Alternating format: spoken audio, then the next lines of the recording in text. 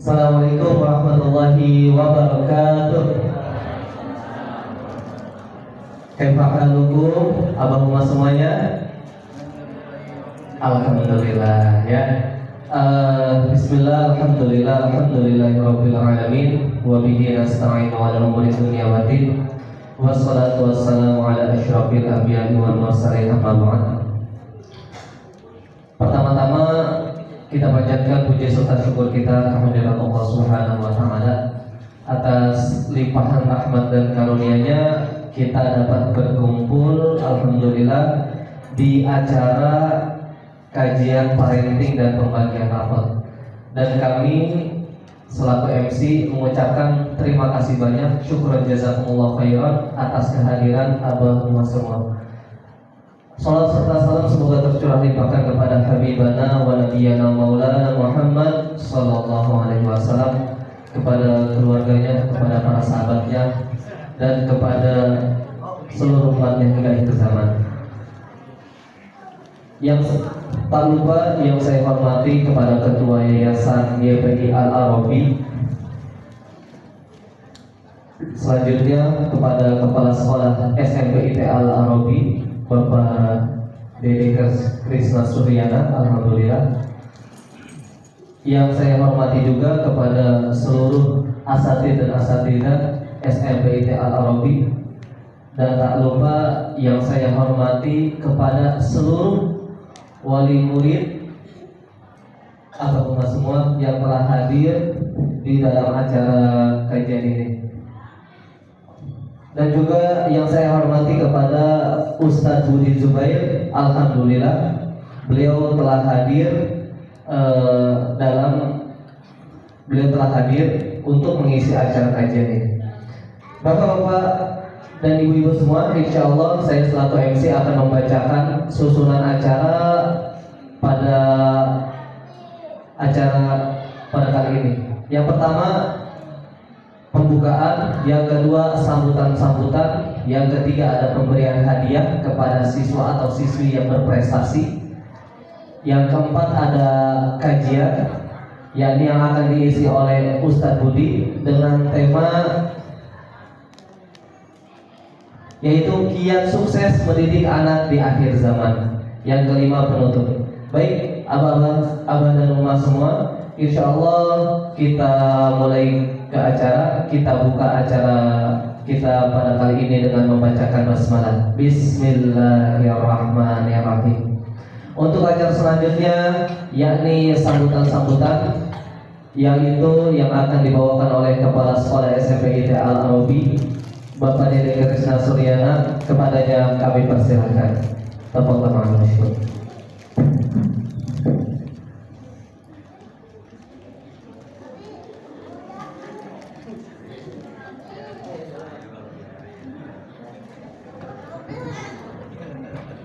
Assalamualaikum warahmatullahi wabarakatuh.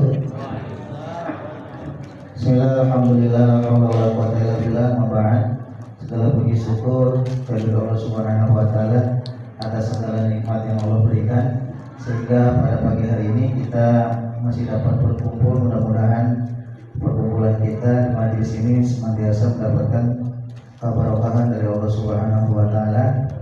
Selawat dan salam terlimpah curah kepada junjungan kita baginda alam Nabi Muhammad sallallahu alaihi wasallam. Yang mudah-mudahan kita selaku umat di akhir zaman selalu diberikan istiqomah untuk menjalankan perintah sunnahnya dan menjauhi larangannya.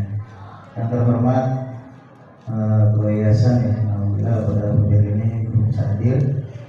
Yang kami hormati pula jajaran guru, asatidz dan asatidzah. Kami hormati para wali murid, abah dan umah, ibu dan bapak yang hadir pada hari ini. Kami hormati pula guru kita, yaitu Pak Ustadz Budi yang senantiasa setia mengisi kajian di setiap semesternya, ya. Kalau misalkan Abu Umar hadir pada setiap kajian, alhamdulillah beliau senantiasa terus memberikan ilmunya kepada kita, sehingga kita selaku orang tua yang diamanahi oleh Allah Subhanahu wa taala berupa anak, baik ikhwan maupun akhwat, senantiasa mendapat pencerahan bagaimana menjadi orang yang benar-benar Al-Quran dan Sunnah, ya. Karena tanpa kita pungkiri bahwa mendidik anak di akhir zaman ini ataupun di era sekarang ini begitu banyak tantangannya, ya. Kita tekan, berontak, kita bebas lewat, gitu ya. Maka sebagai orang tua patut terus kita upgrade pengetahuan kita, keilmuan kita tentang mendidik anak-anak kita, yang mudah-mudahan tujuannya adalah keinginan kita sebagai orang tua dalam menjadikan anak-anak kita anak-anak yang soleh dan solehah, gitu ya. Sukses sukses di dunianya, sukses di umumnya, gitu ya. Dengan secara singkat, sukses dunia akhirat itu harapan kita sebagai orang tua. Ibu dan Bapak, singkat saja, saya selaku kepala sekolah yang diamanahi Ketua Yayasan dan jajarannya mengucapkan jazakallahu khair, terima kasih beribu-ribu terima kasih kepada orang tua murid yang telah melaksanakan kewajibannya ataupun mempercayai anak-anaknya kepada SMP Al Arabi, yang mudah-mudahan kepercayaan ini kami kelola, kami pegang dengan semaksimal mungkin dengan memberikan segala upaya kemaksimalan baik dari segi KBM ataupun kegiatan-kegiatan yang mendorong ataupun mengarah kepada anak-anak kita agar senantiasa anak-anak kita selalu terjaga, ya. Terjaga daripada ibadahnya, terjaga daripada adabnya, terjaga daripada akhlak dan lain sebagainya. Itu harapan kita. Kemudian kami juga mewakili daripada Asatidz Anta 3 unit SMP Al Arabi umumnya, ya, memohon maaf, ya, yang sebesar-besarnya kepada ibu dan bapak, abah dan umah. Selama 1 semester ini masih banyak kekurangan-kekurangan yang ada di SMP Al Arabi, ya.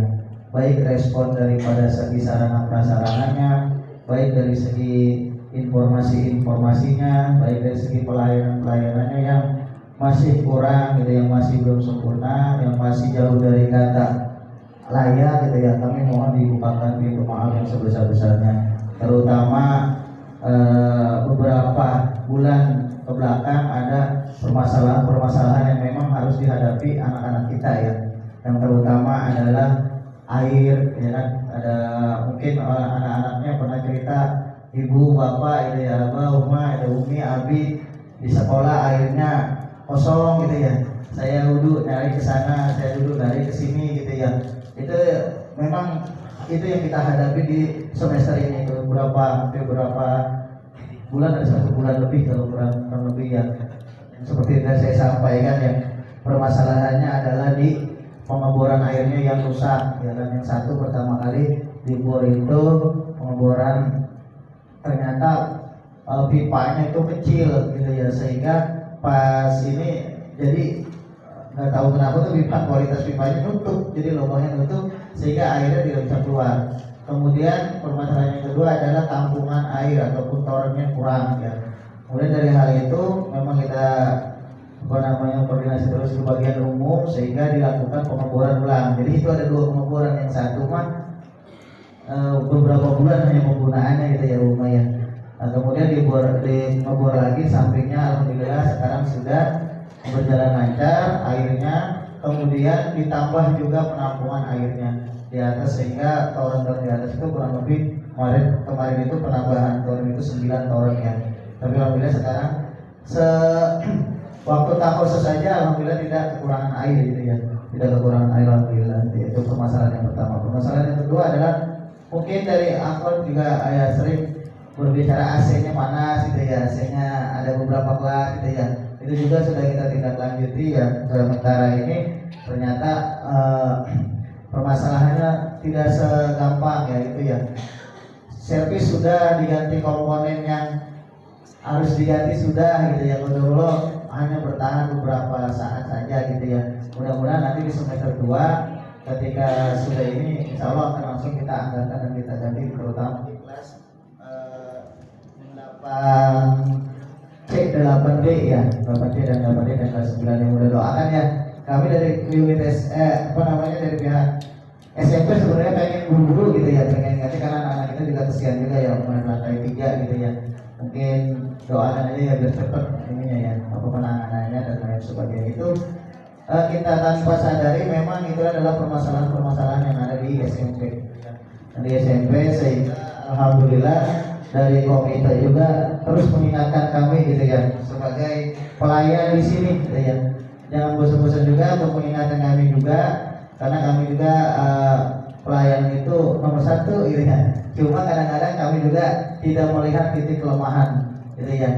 Kita merasanya santai-santai gitu ya, tapi ada aja kekurangannya. Nah, mudah-mudahan dari komite ini, Abah kalau misalkan ada sesuatu hal yang disampaikan, enggak nyampein langsung ada komite, ya langsung aja dari komite. Nah, komite nanti saya teruskan lagi rapat unit dan langsung saya tarikan ke yayasan gitu ya.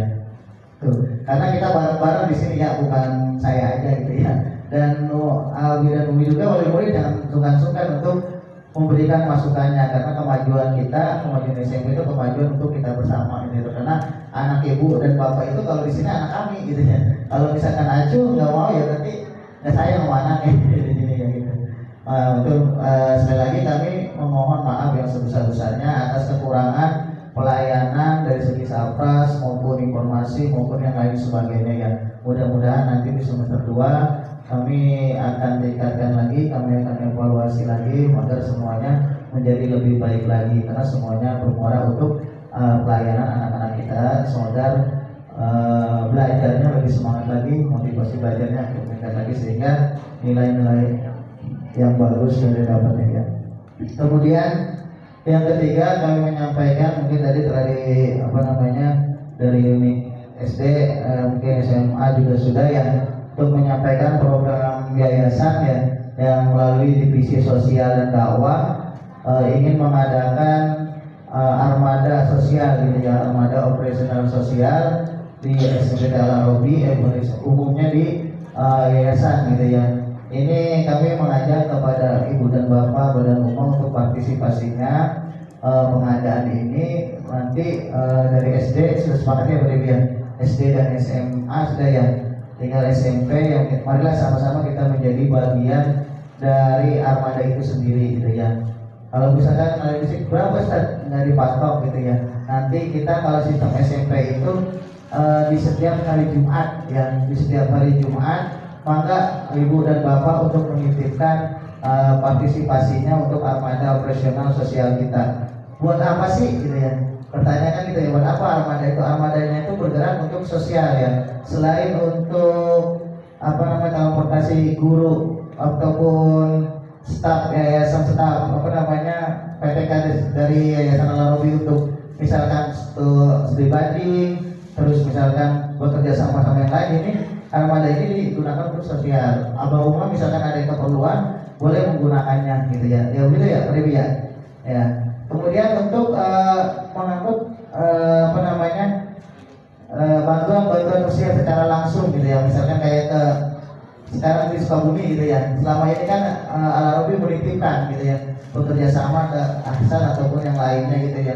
Nah rencananya ini terjun langsung gitu ya dengan membawa kepada ini sendiri gitu kan, visi dakwah juga gitu ya, untuk menyampaikan dakwah juga. Tentu maka sama-sama kita doakan yang mudah-mudahan rencana baik ini yang dilontarkan daripada divisi sosial untuk pengadaan armada operasional sosial dan dakwah ini berjalan lancar atas izin Allah Subhanahu wa taala. Mungkin itu yang dapat saya sampaikan ya, karena kita melihat waktu hari Jumat. Sekali lagi Abah dan Umar, saya mohon minta maaf yang sebesar-besarnya ketika banyak sekali kelalaian, banyak sekali kekurangan dalam segi pelayanan kami, sarana, prasarana dan lain sebagainya.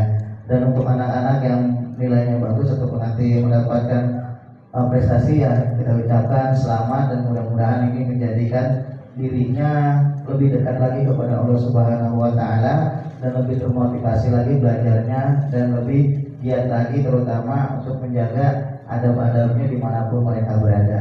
Mungkin itu yang dapat saya sampaikan. Akhirul kalam, assalamualaikum warahmatullahi wabarakatuh.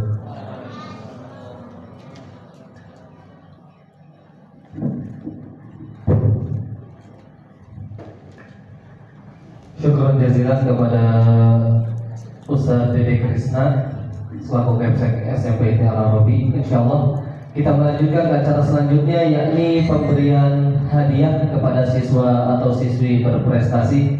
Kepada Kepsek SMP ITH Al-Arabi, Kepala Sekolah SMP ITH Al-Arabi, Bapak Dede Suryana kembali. Silakan maju ke depan. Tafadhol.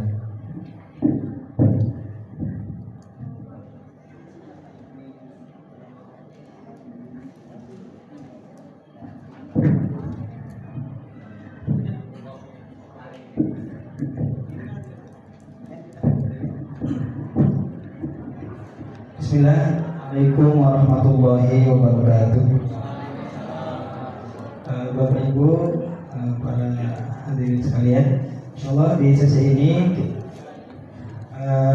memberikan apresiasi terhadap ananda kita semua dari semua kelas, baik ikhwan maupun akhwat, sebagai bentuk apresiasi sekolah atas ikhtiar masing-masing anak belajar dengan sungguh-sungguh. Dan juga ada dua kategori. Yang pertama yaitu kategori juara kelas, dan yang kedua yakni kategori tahsin ataupun tahfiz terbaik, terbanyak. Insyaallah akan kami mulai untuk ananda yang hadir. Yang Ikhwan dulu ya.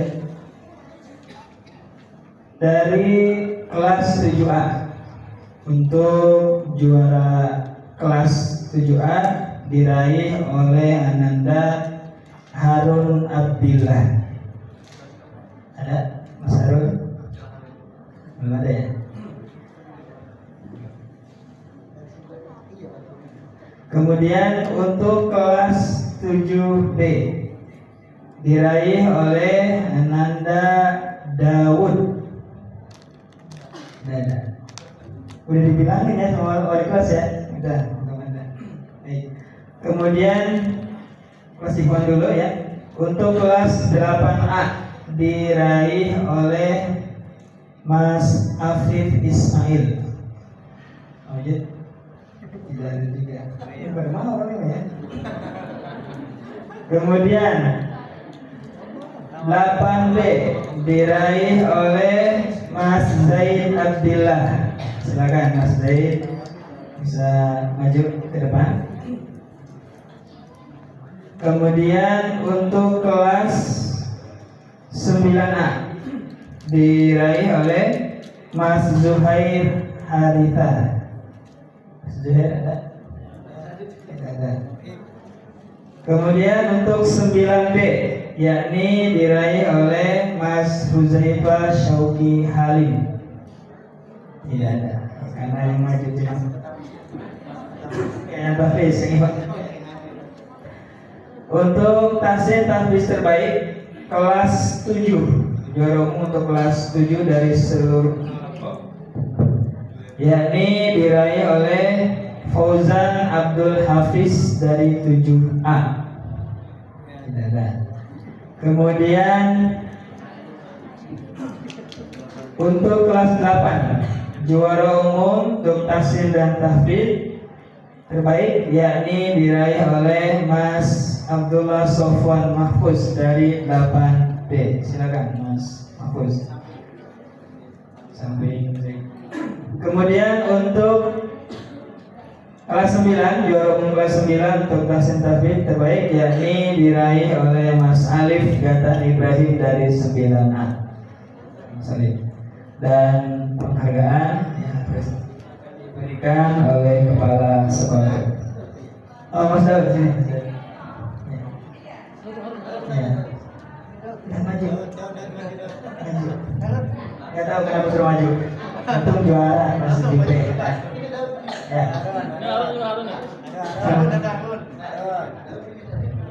Oh Mas Harun ada. Dan 7A. Afif, pesannya dulu. Ya, Fadlan. Silakan Ustaz Said untuk mengabadikan.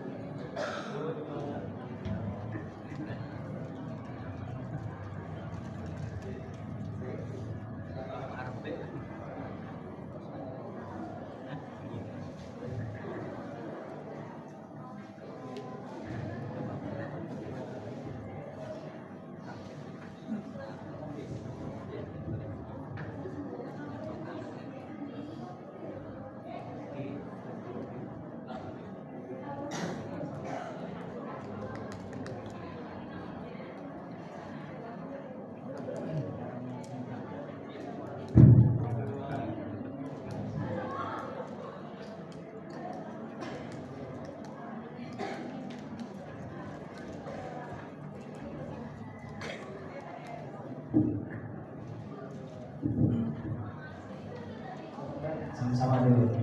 Alhamdulillah, barakallahu fiikum atas prestasi yang diraih. Mudah-mudahan ini bisa menjadi motivasi dan juga bisa dipertahankan dan ditingkatkan terus.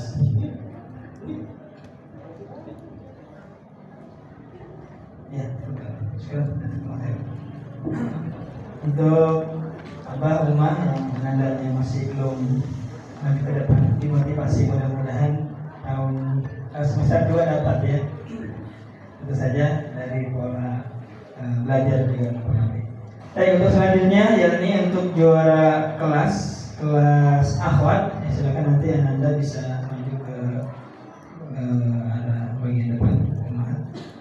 Untuk kelas 7C, juara kelas diraih oleh Bilqis Qurrata Ayun Nisa. Ada Mbak Bilqis, silakan masuk dari arah Ummahat maju. Kemudian kelas 7D diraih oleh Ismunanda Mahrom Monika. Ya, silakan seperti itu. Kemudian kelas 8C diraih oleh Nafisah.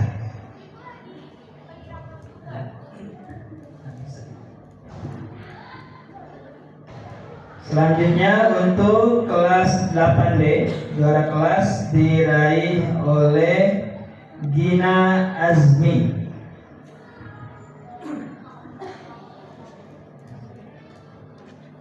Selanjutnya untuk kelas 9C, juara kelas diraih oleh Lea Latisha Seril. Ada Mbak Lea. Selanjutnya kelas 9D, juara kelas diraih oleh Aisyah Naufa Ilmi.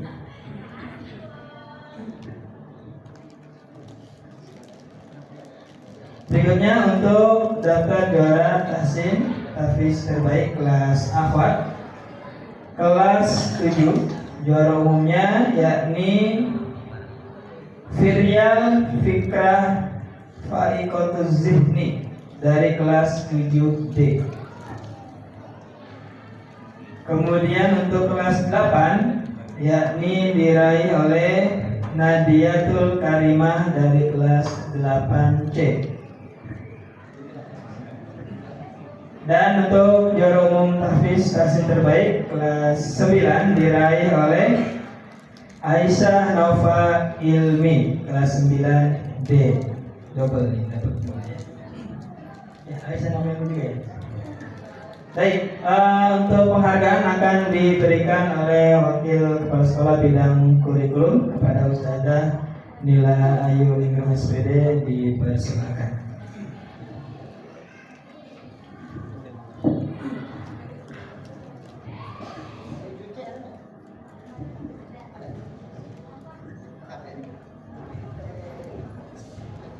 Sekali lagi ini mudah-mudahan menjadi motivasi penyemangat kita semua, khususnya kita yang sudah mendapatkan juara, mudah-mudahan bisa dipertahankan dan ditingkatkan, dan bagi yang belum, insyaallah praktik yang belum ya, mudah-mudahan di masa-masa depan yang masih tersisa, yang masih terus dijalani, mudah-mudahan bisa meraih juara di lain kesempatan. Perlu diinformasikan juga pada teman-teman sekalian, alhamdulillah dalam satu semester ini ya, selain anak kita yang saat ini yang meraih juara kelas dan juga juara tahfiz di internal, kita juga di semester 1 ini kemarin mengikuti berbagai macam perlombaan, berbagai macam event, dan alhamdulillah banyak juga meraih juara di beberapa event yang diikuti di beberapa cabang lomba. Jadi mudah-mudahan SMP Dalorobi senantiasa bisa menjaga amanah, ya, mendidik anak kita menjadi anak yang salihah, anak yang Qurani, dan juga yang berprestasi.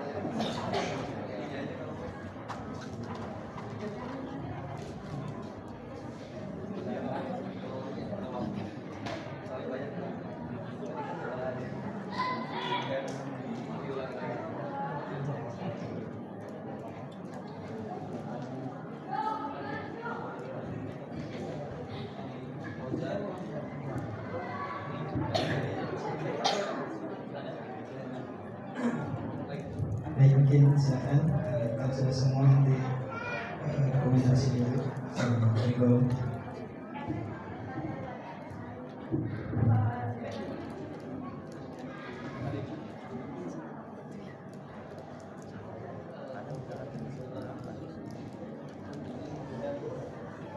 Untuk apresiasinya diberikan sekolah, yakni sekolah memberikan piala dan juga sertifikat. Untuk amplopnya minta hadiah masing-masing sama orang tua. Barangkali di sini diajak jalan-jalan gitu ya.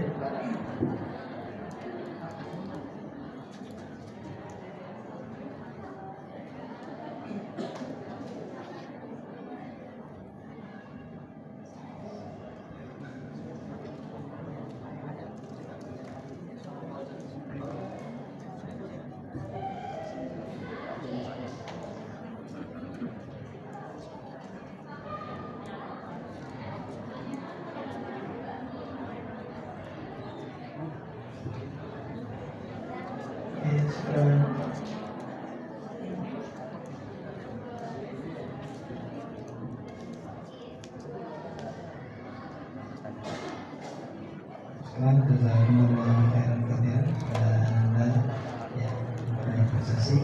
Tadi ada yang tertinggal di Ivan baru datang. Silakan Mas Zuhair dari 9A untuk juara kelas 9A, dan juga yang baru datang Mas Fauzan Abdul Hafiz sebagai juara umum kelas 7 Ivan. Masih tahfiz terbaik yang insyaallah akan menuju 6 juz, 6 juz satu semester ini.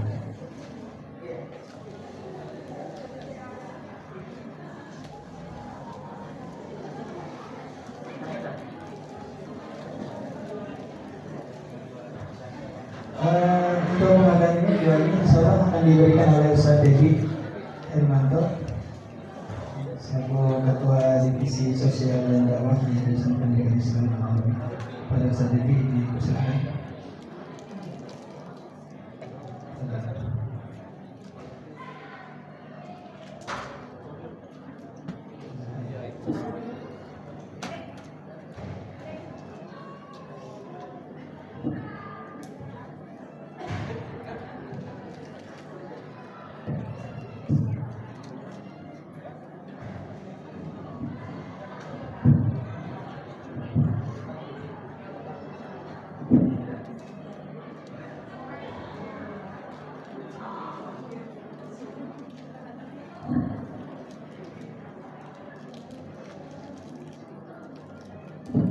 Alhamdulillah. Barakallahu fikum.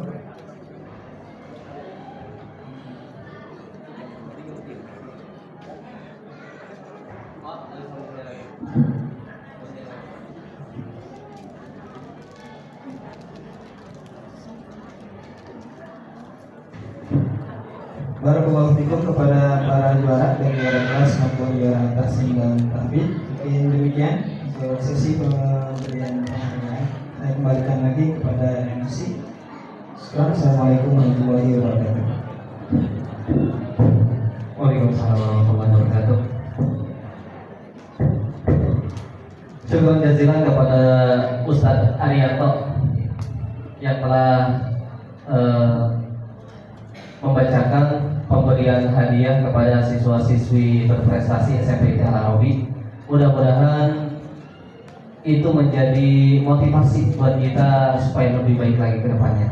Insya Allah melanjutkan ke acara selanjutnya, yakni kajian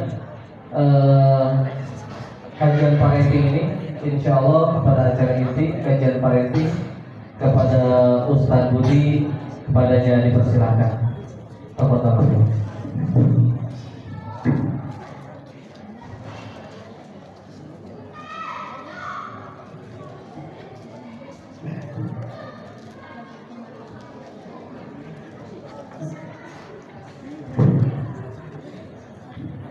Bismillahirrahmanirrahim. Assalamualaikum warahmatullahi wabarakatuh.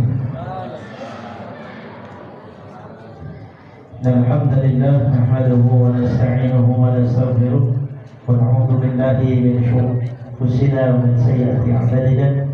May yahdihillahu fala mudilla lahu wa man yudlilhu fala hadiya lahu. Asyhadu an la ilaha illallah wahdahu la syarika وأشهد أن محمدا عبده ورسوله لا نبي ولا رسول بعده.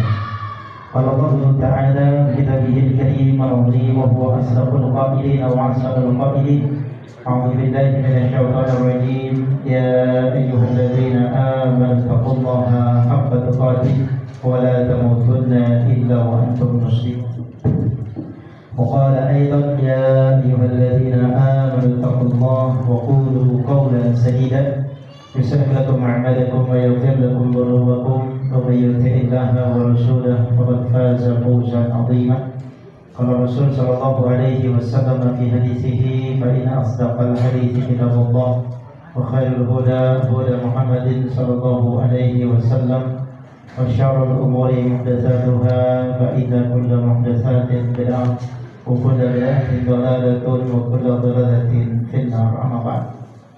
Pertama-tama dan yang paling utama, marilah sama-sama ucapan puja dan puji syukur kehadirat Allah Subhanahu wa taala, Rabb semesta alam, penguasa jagat raya, pencipta alam semesta, merubah panas menjadi dingin, hujan menjadi terang. Allah Subhanahu wa taala yang telah menciptakan kita, mencukupi kebutuhan kita, memberikan rezeki kepada kita sebelum kita minta. Allah Subhanahu wa taala yang menghidupkan dan mematikan kita. Salawat dan salam juga tidak lupa dan lalai tersanjungkan pada uswah kedua kita, tauladan kita, manusia pilihan Nabi akhir zaman Muhammad bin Abdullah sallallahu alaihi wasallam. Semoga salawat dan salam senantiasa tercurah pada beliau, keluarganya, para sahabatnya, dan semua yang mengikuti mereka sampai akhir zaman kelak. Baik para ikhwan, bapak-bapak dan ibu-ibu, para wali murid dari SMP IT Al-Arabi yang saya banggakan, saya muliakan.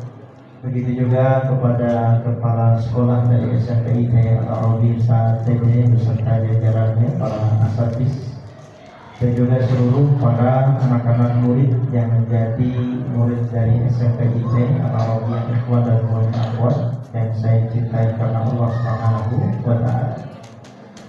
Tapi pada kesempatan yang berbahagia ini, kita tentu saja sangat bersyukur dengan apa yang Allah berikan kepada kita. Di tengah musim hujan seperti ini, tempat-tempat yang lain mungkin ada yang terjadi longsor, bencana, kita masih diberikan oleh Allah Subhanahu wa taala kesempatan dan kekuatan untuk bisa membersamai anak-anak ya dalam rangka mengambil dari apa yang telah mereka perjuangkan. Walaupun kesannya hanya sekedar nilai, walaupun kelihatannya hanya sekedar angka-angka, Tapi tentu untuk mendapatkan ini semua dibutuhkan sebuah proses yang sangat panjang yang dilakukan oleh anak-anak kita, sehingga mereka bisa mendapatkan nilai yang tertuang di dalam rapor yang bapak dan ibu sekalian saat ini sedang berupaya untuk bisa mengambil hasil dari perjuangan anak-anak kita. Tentu ini akan menjadi sebuah penghargaan yang luar biasa yang akan dirasakan oleh anak-anak kita ketika mereka sudah dewasa, bahwa kita selaku orang tua tentu saja sangat bertanggung jawab untuk tumbuh kembangnya si anak tersebut. Dan itulah pada pertemuan yang singkat ini kita sedikit akan mengkaji dalam kajian yang sifatnya penting, belajar untuk jadi orang tua. Karena mungkin kalau seseorang ini bekerja, yang dia bekerjanya itu memiliki skill tersendiri, apa yang terjadi? Pasti sebelumnya dia sudah mempersiapkan diri, seperti sudah sekolah dulu atau minimal kursus, kemudian sudah bisa memahami seluk-beluk dari apa yang dia ingin kerjakan.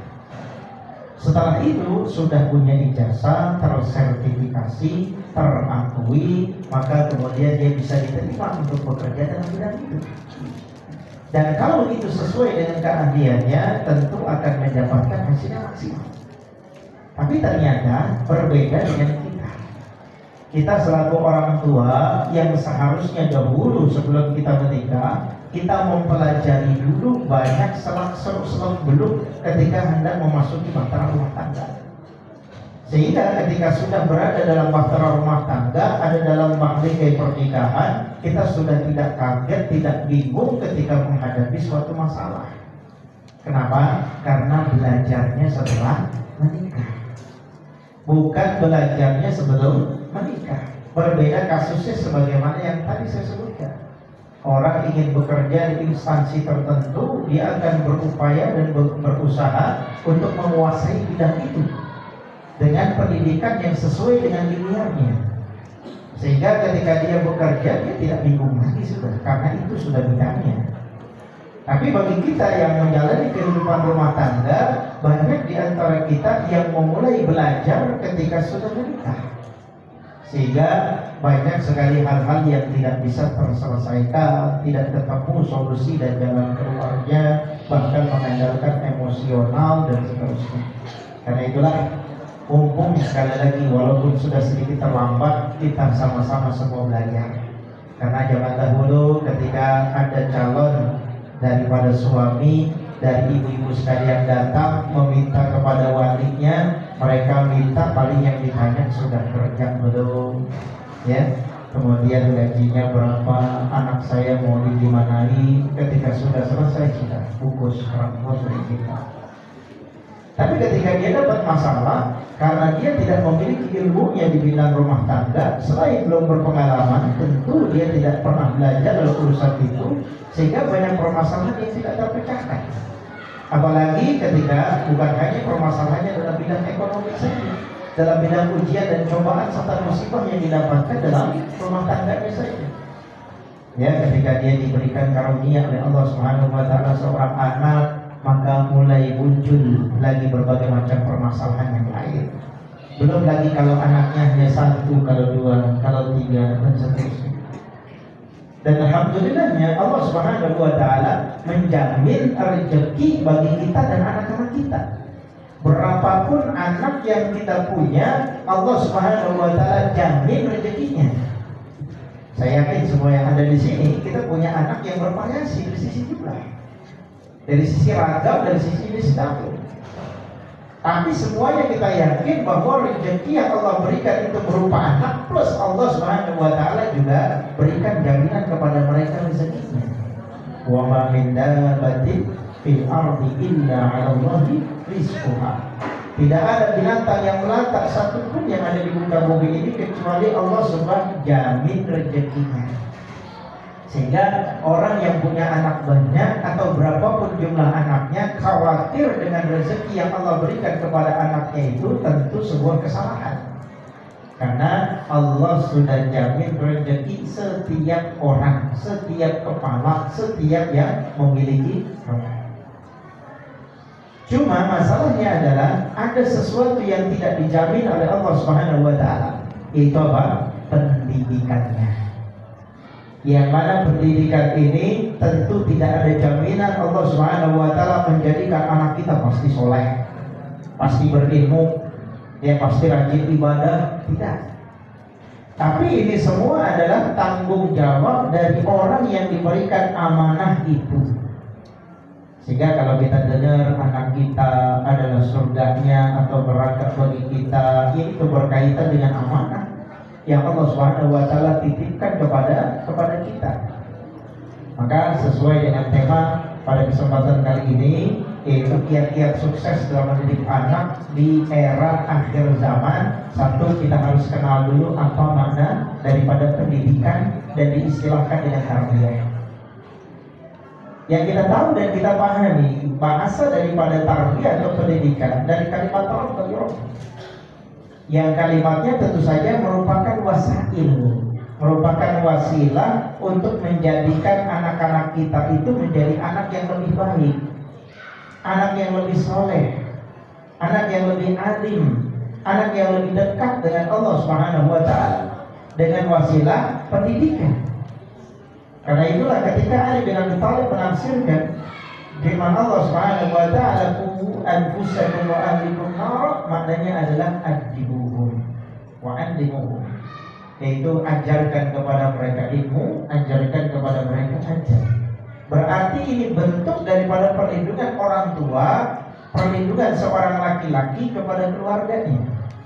Maka ini adalah makna dalam dunia pendidikan, dalam dunia tarbiyah, yaitu sebagai wasilah atau perantara mengantarkan kepada generasi yang lebih baik. Dalam hal ini tentu yang lebih saleh.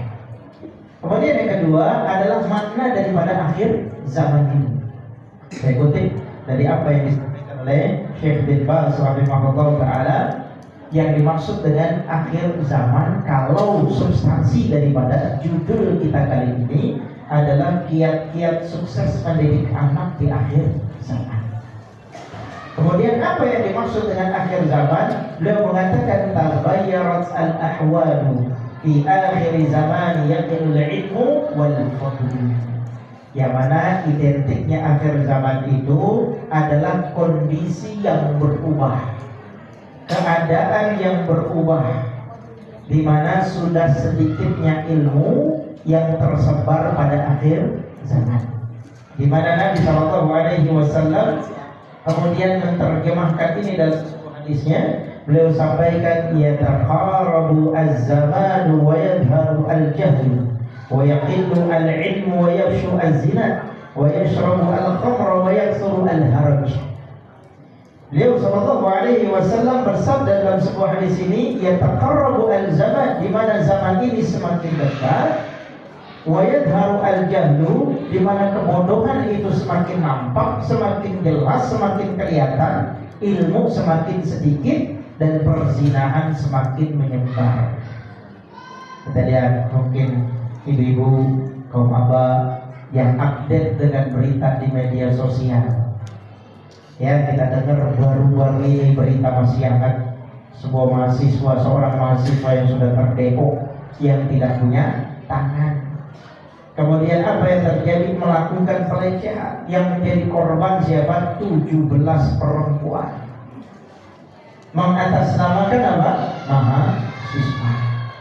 Dengan menanamkan rasa iba kepada orang yang diajak bicara, sehingga akhirnya menjadi korban. Ini era yang kita hadapi.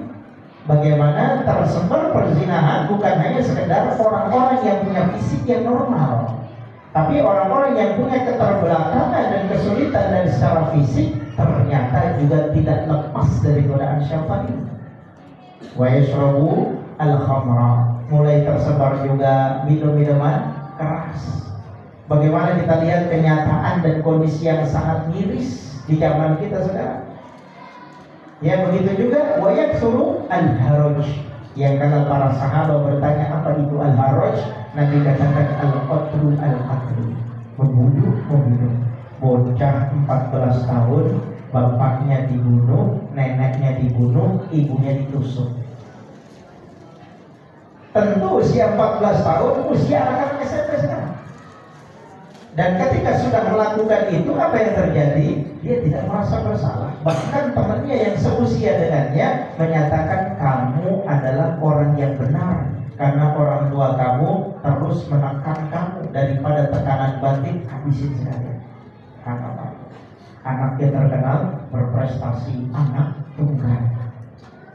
Ini kenyataan yang ada, dan ternyata tidak bisa kita pungkiri. Ini ada di depan mata kita, bahkan terjadi di sekeliling kita. Yang mana dunia pendidikan saat ini, kalau misalnya dikaitkan dengan era di zaman akhir zaman sebagaimana yang kita rasakan sekarang, tentu memiliki tantangan yang sangat berat dibandingkan dengan zaman kita atau orang tua kita dulu belajar. Kebanyakan anak-anak sekarang ketika mereka sudah tahu era digital, mereka sudah tahu tentang dunia internet, mereka sudah tahu dengan kemajuan teknologi, apa yang diajarkan oleh orang tuanya dikonversikan, bahkan dibandingkan dengan apa yang mereka cari di mana? Di dalam internet. Saya pernah dengar ada seorang bapak mengajarkan kepada anaknya karena anaknya sedang sakit, punya kebiasaan minum makan es batu. Kata orang tuanya, kata bapaknya, jangan makan es batu, nanti sakit kamu makin parah. Karena makan es batu akan menimbulkan begini.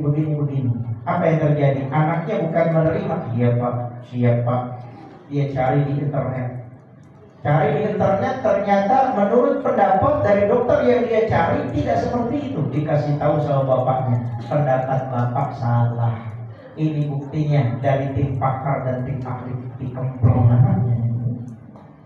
Inilah kenyataan yang terjadi di era kita mendidik anak-anak kita di zaman seperti sekarang.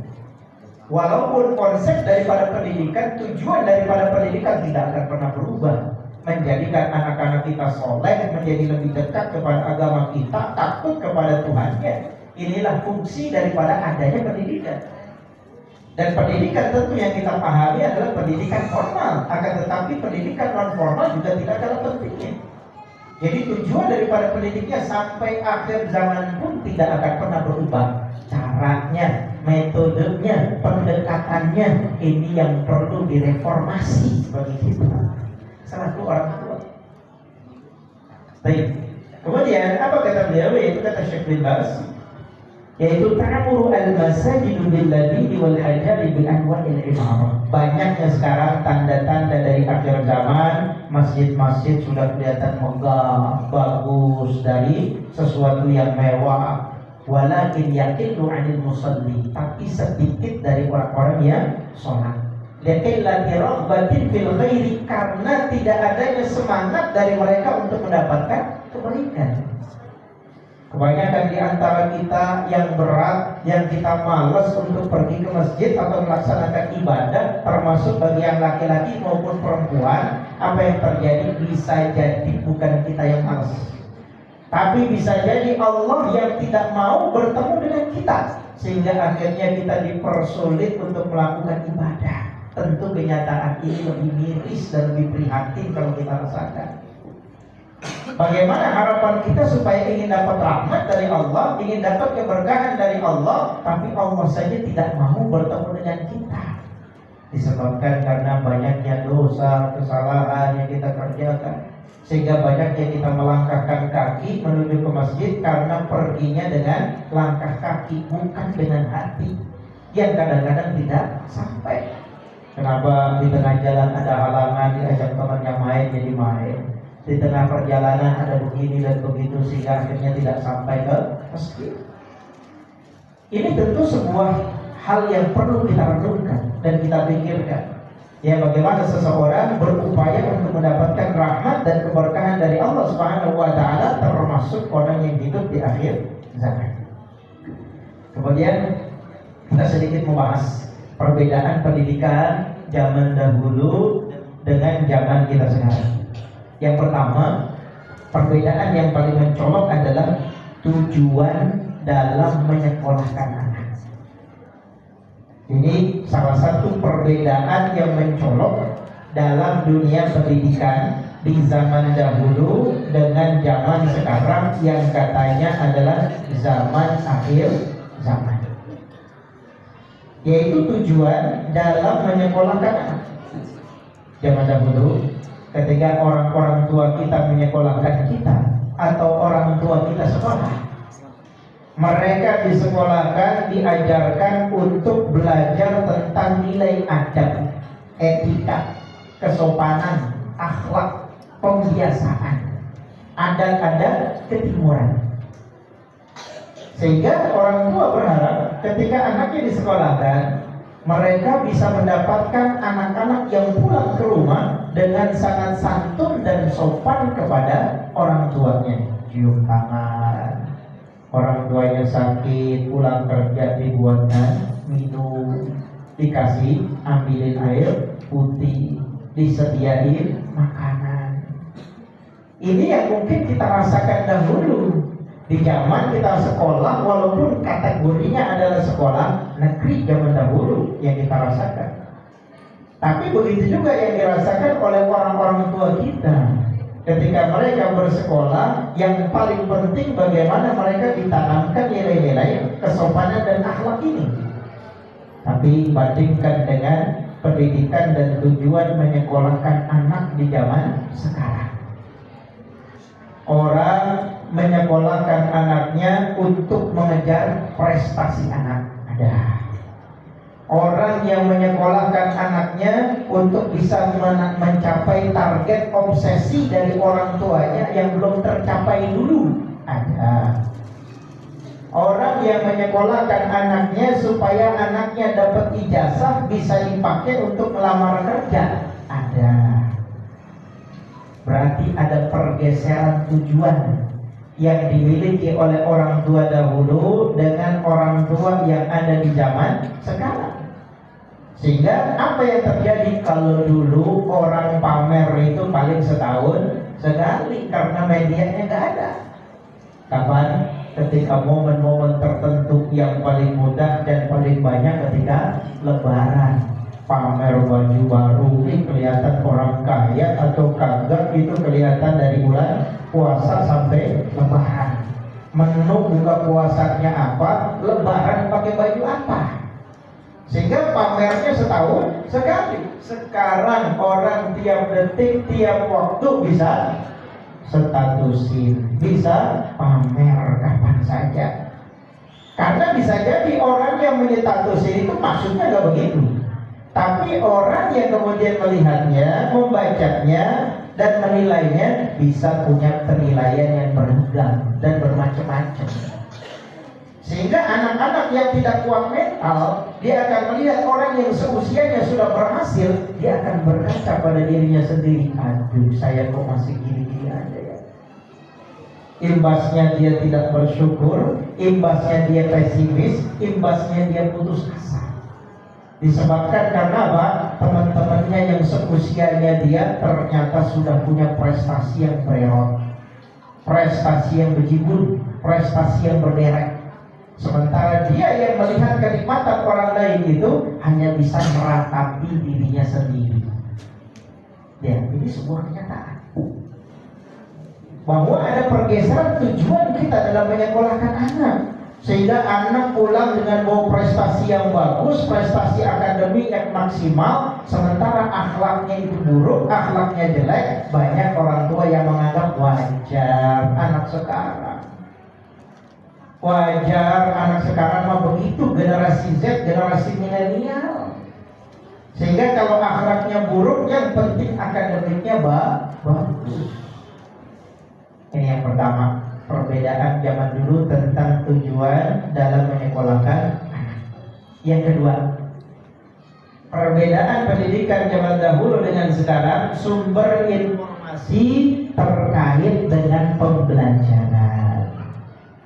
Sumber informasi terkait dengan pembelajaran beda. Zaman kita dulu sekolah, kalau kita dikasih PR sama guru, nanyanya cuma orang tua. Orang tua kadang gak ngerti, mentok. Paling nyari orang tua temen yang ngerti dalam urusan itu. Sampai ketika kemana-mana semua mentok, kita keliling ke rumah teman-teman kita. Kalau gak ada ujungnya nyontek atau kosong. Kenapa? Gak ada alternatif lain. Media untuk bertanya gak ada. Tapi bandingkan dengan di zaman sekarang, orang mudah sekali untuk belajar. Sehingga kadang-kadang ustadznya dibanding-bandingkan dengan Mbah Google. Ustadz kalah pintar sama Google. Ya, dia bertanya tentang Google apa saja, keluar apa saja, disampaikan apa saja, diberitahu. Tapi ketika nanya sama ustadznya, sama gurunya, ada yang tidak tahu jawabannya, wallahu a'lam. Ketika nanya sama Google, tidak pernah ada jawaban, wallahu a'lam. Sehingga yang jadi perbandingan antara ustadznya dengan Google. Ini era yang terjadi di zaman sekarang. Sehingga sumber informasi untuk bisa mendapatkan ilmu begitu cepat. Akan tetapi bukan berarti tanpa adanya dampak. Orang terdahulu ketika mereka bikin makalah, ya mereka bikin skripsi, nyari harus studi pustaka, benar-benar datang ke maktabah, benar-benar melihat kitab-kitab, melihat buku-buku, melihat karangan. Tapi ketika sekarang orang tinggal cukup beli sekian giga, dapat digital dari sisi perpustakaan, maktabah digital, dia tinggal klik dapat semua. Tapi bedanya apa? Orang dulu yang berusaha mujahadah, berjuang untuk mendapatkan ilmu itu, ilmunya lebih awet, ilmunya lebih melekat. Kenapa? Karena perjuangannya juga susah. Ibu-ibu, bapak-bapak, kalau kita dapat rezeki, kemudian kita bekerja, cara kerjanya mudah, ngeluarinnya mudah, cepet, tanpa mikir sayang. Kenapa? Karena dapatnya gampang. Besok juga dapat lagi. Ya besok juga ketemu lagi. Besok juga bisa dapat lebih banyak, aman. Sekarang habis, besok datang lagi. Tapi kalau orang yang cari rezekinya susah payah, apa yang akan terjadi? Mau ngeluarin seperak, 2 perak juga sangat sayang. Mikir. Kenapa? Karena dapatnya berat, dapatnya susah. Begitu juga seorang yang belajar ingin mendapatkan ilmu dengan cara yang susah payah, maka dia akan lebih kuat dalam memahami ilmu itu dan susah lupa. Karena itulah bagi anak-anak kita yang mereka belajar, atau kita selaku orang tua juga yang masih terus belajar, bahwa hargai apa yang kita cari ini, salah satunya adalah dengan perjuangan kita untuk mendapatkannya. Baik, Bapak, Ibu-ibu, para ikhwan, akhwat fiddin, begitu juga anak-anak yang saya banggakan, saya muliakan dan cintai karena Allah Subhanahu wa taala. Berikutnya sekarang adalah pendidikan di akhir zaman identik dengan era digital. Pendidikan kita di akhir zaman ini identik dengan era digital. Bukan berarti ini tanpa mudarat. Bukan berarti ini juga tidak ada masalahnya. Karena itulah bahwa para ulama yang mereka secara ekstrim mengharamkan ini ada, tapi kebanyakan di antara mereka tidak mengharamkannya dan masuknya kepada perkara yang mubah. Kenapa? Karena era digital sepadan, seimbang antara maslahat dengan mudaratnya. Kalau mudaratnya lebih besar dibandingkan dengan maslahatnya, bisa diharapkan. Tapi kita tahu bahwa maslahat yang ada di era digital ada. Bahwa di zaman kita sekarang beli, berjual beli, kita dapat gaji dan seterusnya juga melalui HP di era digital. Kita belanja, kita dapat uang, kita membelanjakannya juga nggak kelihatan duitnya karena hanya berpindah dari satu rekening ke rekening yang lain. Ini memanfaatkan era digital. Tapi kita lihat bagaimana mudaratnya. Karena informasinya ini bebas untuk diakses, maka semakin banyak dibuka, otomatis juga memberikan dampak yang juga bertambah secara keburukannya. Kalau kita tidak menseleksinya, maka inilah yang kebanyakan dilakukan oleh banyak orang. Ketika akalnya belum sempurna, maka bisa jadi anak tersebut jadi malas belajar di kelas dengan cara mengqanaahkan diri dengan kemajuan teknologi.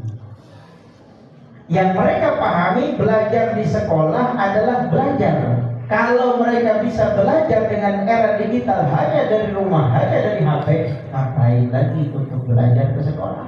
buang-buang waktu, buang-buang tenaga. Sementara yang dicari kontennya sama. Padahal kita selaku orang tua tentu yakin bahwa sekolah anak-anak akan bermuamalah dengan teman-temannya, bahwa anak-anak akan belajar dengan adabnya guru. Yang tidak mungkin ini bisa kita dapatkan kalau orang itu belajar dan mengkonakan diri dengan kemajuan teknologi.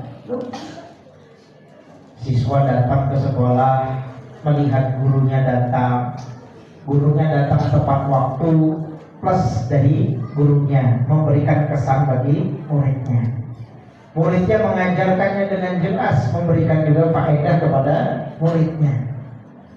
Gurunya kemudian ketika mengajar, menyampaikan dan mengedepankan akhlak-akhlak yang mulia, nilai-nilai kesopanan santunan, muridnya akan sadar. Maka ini jadi proses pembelajaran tersendiri selain konten yang diajarkan oleh guru kepada si anak. Ya, karena itulah ketika informasi semakin tersebar, kemudian tidak bisa menseleksinya, maka ini pasti akan mengganggu daripada nilai psikologis, nilai logika, akal berpikir, pemahaman bagi anak kita. Walaupun ada sisi maslahatnya, mudah untuk mencari informasi dengan cepat, itu masalah.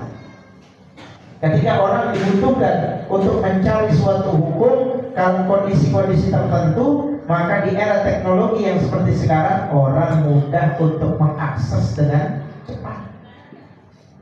Orang ketika ingin memperdalam satu bidang tertentu, kemudian tidak bisa pergi ke luar negeri, kemudian tersebarnya banyak video dari para masyayikh, guru-guru kita yang ada di luar negeri dengan bahasa mereka, maka kita akan lebih mudah untuk mempelajarinya dan gampang. Ini tentu maslahat.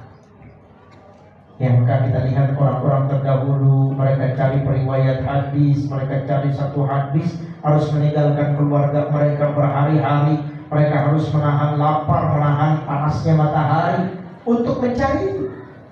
Tapi lihat bagaimana kemuliaan yang Allah berikan kepada mereka, masih harum namanya sampai sekarang. Berbeda dengan kita yang tinggal menikmati saja, sudah dimasak oleh mereka, sudah dibumbui oleh mereka, sudah matang tinggal makan, itu saja masih malas.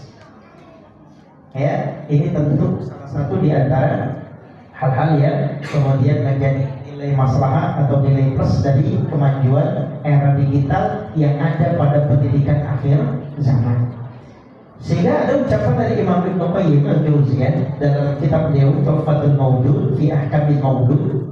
Beliau mengatakan kesalahan daripada orang tua adalah yadhunnuna annahu yanfa'uhu bal yadhurruhu. Orang tua akan menilai, akan melihat sesuatu yang bisa dia nilai itu bisa mendatangkan manfaat buat anaknya, padahal justru mendatangkan mudarat. Sehingga ada sebuah kaidah usul fikih mengatakan ar-raf'u azhalu minad daf'i. Ar-raf'u azhalu minad daf'i. Maksudnya apa? Memberikan sesuatu, tidak memberikan sesuatu yang kita nilai akan kedepannya, nextnya akan mendatangkan mudarat, tidak diberikan lebih baik ketimbang sesuatu itu diberikan kemudian akan susah. Kita kasih kepada anak-anak kita HP, tentu kita sebelumnya berpikir bahwa itu mendatangkan manfaat atau maslahat atau mudarat. Bahkan kita kasih MOU, kesepakatan, persyaratan kepada mereka ketika kita memberikan itu kepada anak kita. Tentu ketika si anak tersebut sudah tahu enaknya megang HP, main game online, bahkan pinjaman online, bisa jadi hal-hal yang lain yang ada di HP, dia sudah tahu itu bisa mendatangkan manfaat buat dia, termasuk juga bisa memberikan mudarat, termasuk bisa mengubah daripada kultur berpikir si anak. Ketika nampilnya lebih berat. Makanya dulu kalau anak-anak kita, ya kalau misalnya mau pergi kemana-mana, tuh punya bantal, biar kata itu bantal udah butut, udah jelek, udah bau, tetap aja dibawa. Saya punya ponakan gitu, dia menginap kemana aja itu bantal selalu dibawa, nggak pernah ditinggal. Kalau diambil nangis. Sekarang kondisi kita begitu. Ya kalau kita berikan ini kepada anak kita, kita nggak pulang sehari, kita nggak pulang 2 hari, yang penting dia ditemenin HP aman. Dan ini juga jadi cara buat orang tua untuk mendiamkan anak kita. Pelukan kita kadang gak manjur. Anak nangis, lagi rewel, lagi kejar, kita gendong, masih nangis. Kita peluk, masih nangis. Dikasih HP, iya. Ya, berarti ini ada sesuatu yang salah dari diri kita. Sesuatu yang berbeda dalam diri kita, yang seharusnya menjadi teguran buat kita semua. Bukan hanya kepada saya yang menegur ibu-ibu, bapak-bapak, begitu juga sebaliknya. Karena ini memang kondisi yang sangat berat yang kita hadapi. Maka arrafu azhal, mencegah mereka untuk dapat itu di awal itu lebih mudah ketimbang sudah dikasih habis itu diambil. Apa yang akan terjadi? Pasti perlawanan. Kalau tidak tidak diberikan, dia akan pinjam punya temannya, dia akan pinjam punya tetangganya, dan itu lebih bahaya, tidak bisa terkontrol oleh kita. Nah itulah terakhir, kita harus punya strategi dalam menghadapi pendidikan di era ini. Ya, perbedaan punya strategi di mana menghadapi pendidikan di era ini. Di mana salah satunya adalah sandarkan, yang penting. Sandarkan segala urusan ini kepada Allah Subhanahu wa Ta'ala. Sadarkan bahwa apa yang kita miliki sekarang berupa anak-anak ini adalah titipan dari Allah Subhanahu wa Ta'ala dan pemberian dari Allah Subhanahu wa Ta'ala. Maka tentu ketika orang punya barang, dia tidak bisa manfaatkan barangnya, apa yang akan terjadi? Rugi. Begitu juga Allah sudah titipkan kepada kita anak, tidak bisa kita manfaatkan, tidak bisa mendatangkan manfaat buat kita, termasuk tidak bisa memberikan doa kepada kita kalau kita sudah tidak ada, tentu jadi sebuah kerugian. Karena itulah sandarkan semuanya kepada Allah Subhanahu wa Ta'ala dengan cara bertawakal, hakut tawakkulihi. Kita ingat ya bagaimana kisah burung yang Nabi SAW sebutkan. Dia hakut tawakkulihi, yang benar-benar tawakalnya kepada Allah Subhanahu wa Ta'ala, sebagaimana Allah permisalkan dengan Nabi permisalkan dengan seekor burung yang pergi di pagi hari dalam kondisi lapar, pulang di sore hari dalam kondisi enak. Sandarannya kepada Allah Subhanahu wa Ta'ala. Tidak pernah kita lihat, wah sekarang burung ini lagi musim hujan, saya mau keluar bawa kresek lah besok biar bisa gak makan itu, makannya saya simpan.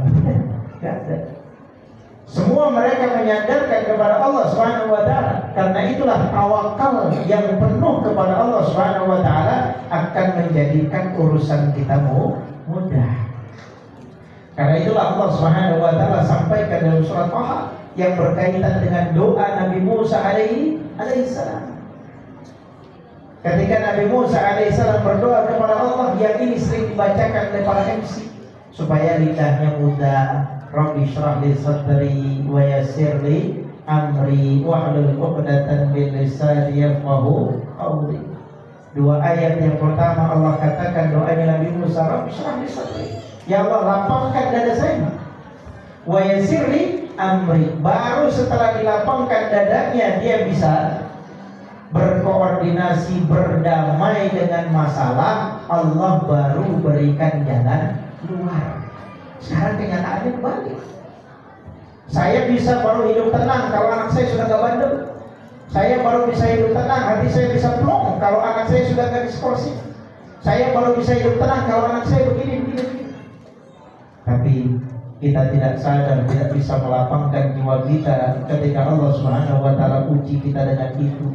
Padahal Nabi katakan, Allah Subhanahu wa Ta'ala sebutkan doanya Nabi Musa, lapangkan dulu dada saya. Ketika hati saya sudah mulai lapang bahwa ini saya yakin ujian dari Allah Subhanahu wa Ta'ala yang menimpa melalui anak saya, baru Allah akan berikan jalan keluar bagi permasalahan yang saya hadapi. Yang pertama. Yang kedua, tentu dalam era digital ada tiga hal. Ya, ada tiga hal yang perlu kita lakukan kepada anak kita. Satu, pengarahan. Dia pada pendidikan di akhir zaman ini, satu poin pentingnya adalah pengarahan. Berikan bimbingan, arahkan, sampaikan kepada anak-anak kita tentang maslahat dan mudaratnya. Ajak mereka berpikir dengan memberikan kesepakatan perjanjian, karena konsekuensinya akan kembali kepada kita juga. Kalau kita batasi secara full, secara penuh, secara ekstrim, tidak akan bisa di zaman sekarang. Berat. Kamu nggak boleh pakai HP seumur hidup kamu nggak boleh diberikan HP begini-begini terusnya. Mereka akan berupaya, kenapa? Di sekitarnya, termasuk kita selaku orang tuanya pun berinteraksinya dengan HP. Kalau kita larang, konsekuensinya kita juga tidak mencontohkan kepada mereka. Kita juga baik. Ya, karena itulah perlu adanya pengarahan. Dengan si anak itu diajak berpikir, dianalogika, dicontohkan bagaimana kenyataan-kenyataan yang banyak terjadi, kasus penculikan, pacaran, pencabulan, perzinahan, dan seterusnya terjadi disebabkan karena orang berinteraksi dengan apa? Dengan dunia luar melalui HP.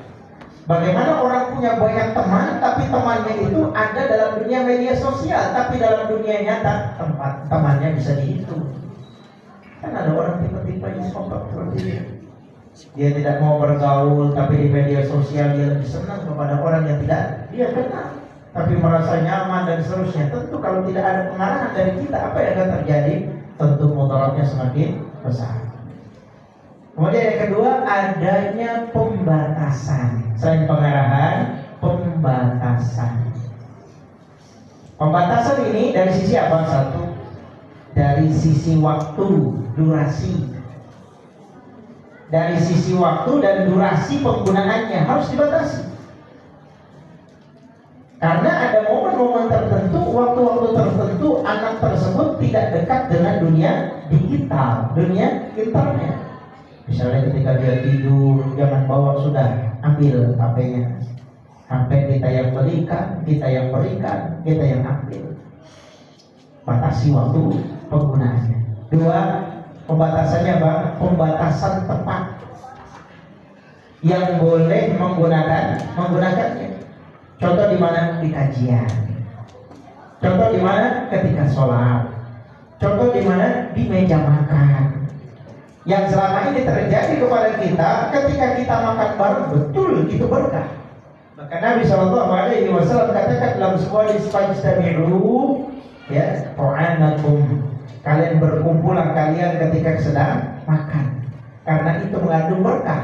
Bukan berarti makannya bareng di tempat yang berbeda-beda. Satu ibu makan di dapur karena takut gorengan kosong, bapak sambil nonton bola, si anak di kamarnya sambil main game.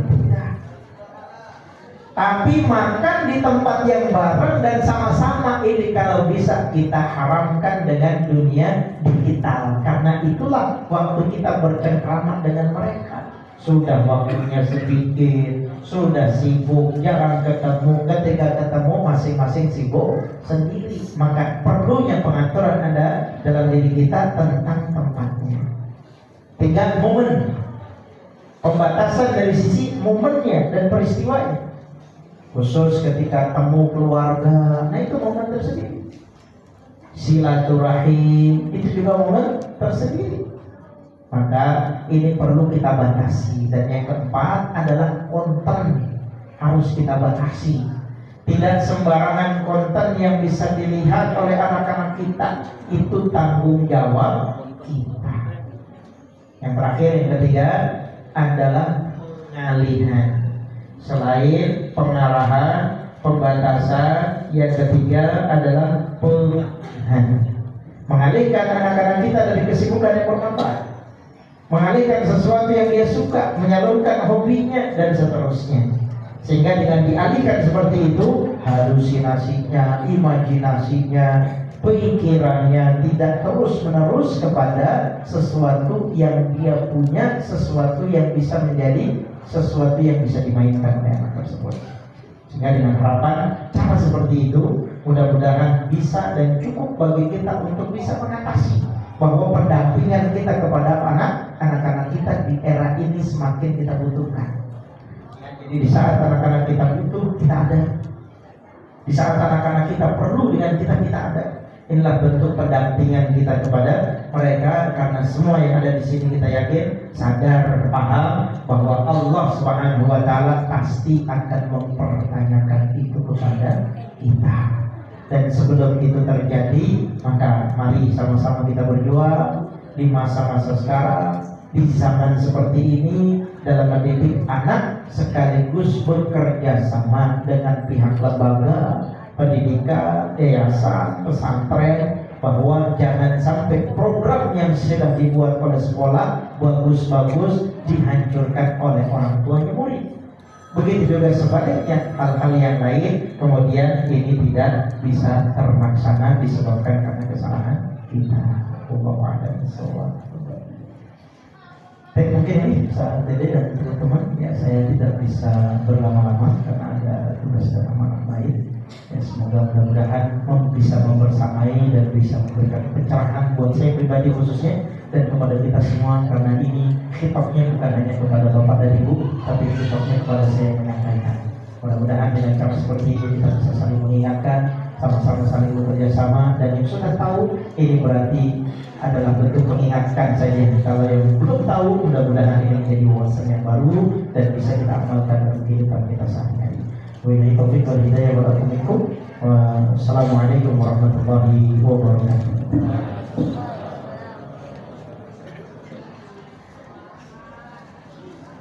Jazakallahu khairan pada Ustaz Budi yang telah menyampaikan kajiannya. Mudah-mudahan menambah ilmu kita sehingga nanti dalam pendidikan kita dapat rambu-rambu agar anak kita tetap terjaga menjadi anak yang soleh dan soleh. Amin. Ibu dan Bapak, untuk informasi, ikhwan di lantai 2 ya, akhwat di lantai 3 ya. Kelas 7 lantai 2 semua ikhwan, akhwat lantai 3 gitu ya. Nanti ada kelas-kelasnya di sana ya. Kemudian nanti pengambilannya berdasarkan absensi kehadirannya. Oke, itu sama-sama kita tutup dengan doa kafaratul majlis. Subhanallahumma wa bihamdika asyhadu an la ilaha illa anta astaghfiruka wa atubu ilaik. Kurang lebihnya mohon maaf. Assalamualaikum warahmatullahi wabarakatuh.